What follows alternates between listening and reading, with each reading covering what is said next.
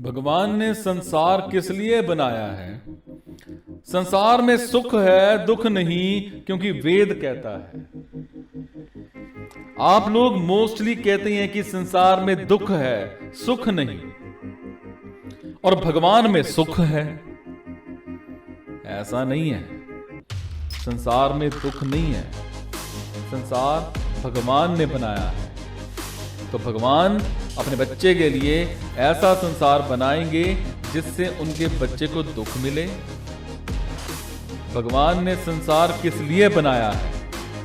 भगवान ने संसार तो कृपा करके इसलिए बनाया है कि हमारा शरीर इस संसार के सामान से, पृथ्वी से जल, वायु, तेज, पोषक या विटामिन जिसको हम बोलते हैं, इससे ठीक ठीक पल सके, ठीक ठीक चल सके, ताकि आप भगवान साधना कर सकें और अपने लक्ष्य को प्राप्त कर सकें। अगर संसार में दुख होता तो संत महात्मा को भी मिलता, लेकिन उनको तो कोई दुख नहीं मिलता।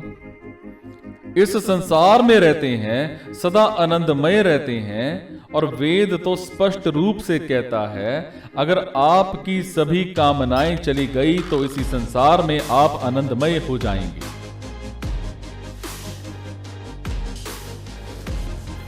लोग बोल रहे हैं कि कामना के कारण आप सबको दुख मिल रहा है। संसार में दुख नहीं है, क्योंकि जो ज्ञानी है उसको आनंदमय है संसार। गोपियों का क्या हाल था? जित देखूं उत श्याममयी है। ऐसे ही निराकार ब्रह्म के उपासकों को सब ओर मैं की अनुभूति होती है।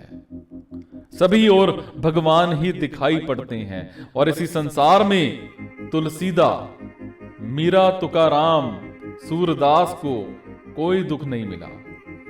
तो संसार में दुख नहीं है, ये हमारे अज्ञान के कारण मिल रहा है। क्या अज्ञान है? कामना का।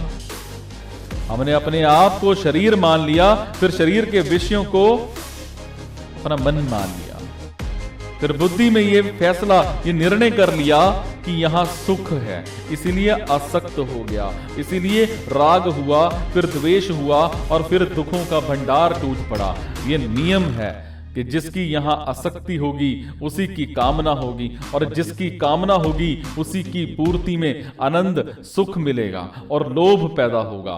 कामना की पूर्ति नहीं हुई तो दुख मिलेगा और क्रोध पैदा होगा।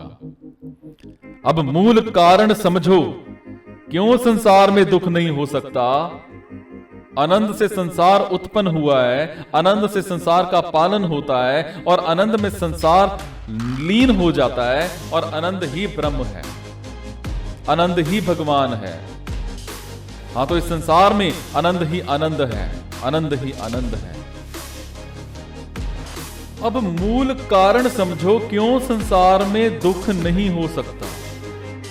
आनंद से संसार उत्पन्न हुआ है, आनंद से संसार का पालन होता है, आनंद ही आनंद है। सूरदास जी कहते हैं, धोबी खड़ा धोबी घाट में, फिर भी पानी को तरसे।